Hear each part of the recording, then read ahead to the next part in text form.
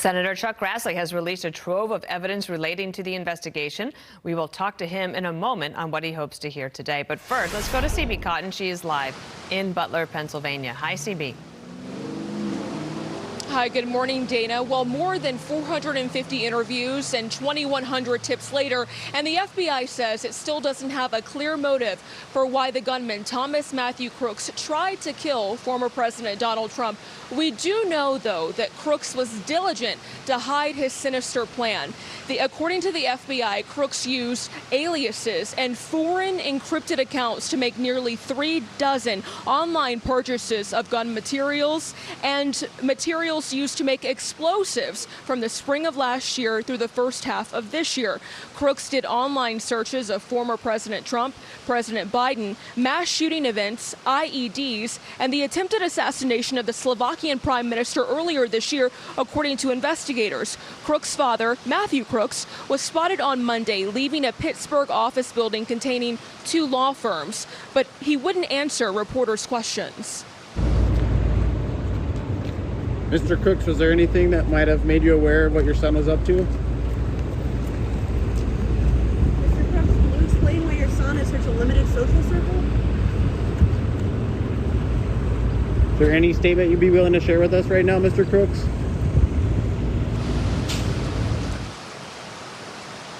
And text messages between local counter snipers on the day of the rally are likely to renew questions for the Secret Service about who was responsible for allowing Trump to take to the rally stage.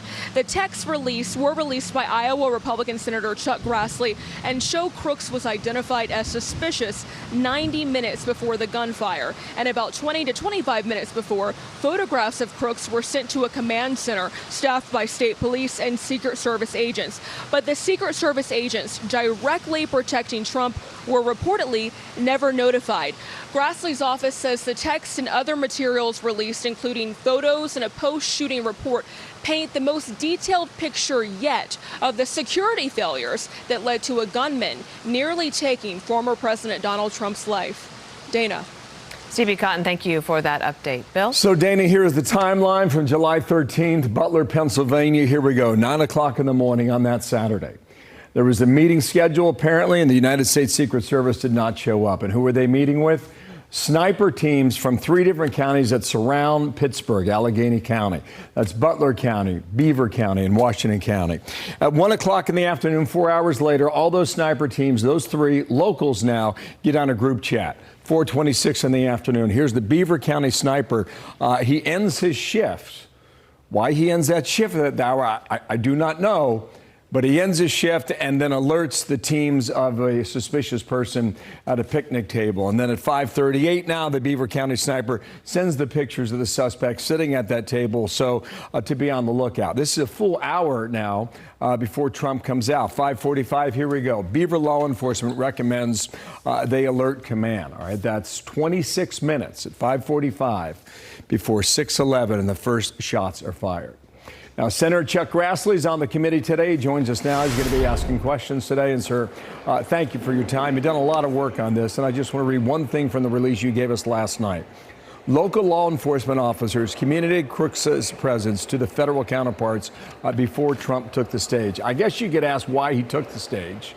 That's a fair question. But for you, sir, as you go through all this right now, what is your lead question today that you need to know? Well, I'm going to start out by asking about the drones, why the Secret Service had drones, and it wasn't workable when they were ready to put it up into the air. And I think that's a shortcoming since the shooter had a drone that flew over the area.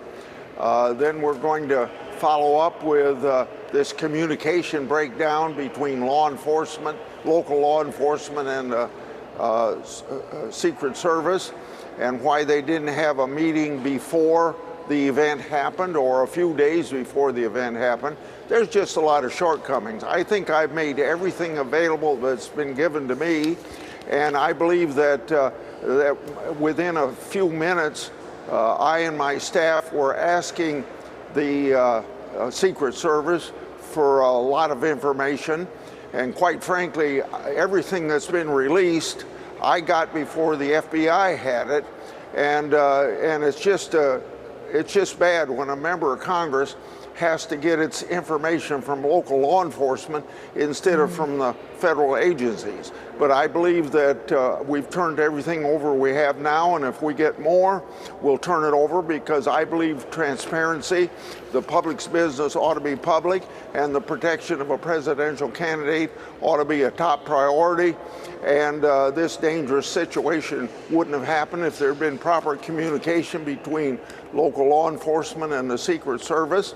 And if everybody had listened to the warnings we had 90 minutes ahead of time, all of that ought to be public right now. And we don't want to go through what we are still going through with the JFK assassination, where there's still questions being asked. We shouldn't have to wait but a few hours or a few days or get this information out. I don't want to hear anything today to say that the Secret Service can't answer our questions because of an ongoing, quote unquote, ongoing investigation. And that's the excuse you always get, that you don't get answers. Yeah, that's a lot. I hope we get all that today. Dana, go ahead. Senator, you have a piece out there that talks about Secret Service director legislation, that you and Cortez Masto are saying that the next Secret Service director must be Senate confirmed, and that bipartisan legislation brings accountability to an agency in crisis. Do you think that you'll be able to, I mean, these people today won't necessarily answer that, but I believe that you might agree with this, that the Secret Service is stretched. They've got a lot of people they're trying to cover. They've got a lot of things that they have to do. Is it your instincts that the people at the top of the organization were not as worried about former President Trump as they might have been about other protectees under their umbrella? I think that you can easily draw that conclusion because they weren't as thorough as they would be as if he were president of the United States. For instance, just the lack of communication between local law enforcement and the Secret Service before and all this stuff comes to light after the assassination attempt. I believe that we should have a Senate confirmation of Secret Service director. I put that bill in a long time ago when I was investigating the Secret Service, when we found out from whistleblowers that they were paying prostitutes with taxpayers' money down in Colombia. And I thought we ought to have better direction Secret Service at that time. Now, of course, with the assassination of a president, that's even worse than the situation I described in Colombia. And I think if you can have 535 members of Congress vetting this person, where it's going to have a better outcome than if just the President of the United States does the vetting. Well, sir, we're out of time here, but I just want to get you a comment here for 30 seconds, okay? You've known Joe Biden for a very long time.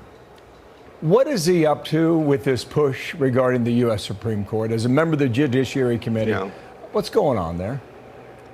Playing to the very progressive left of the Democrat Party, I presume to help Vice President Harris get elected president.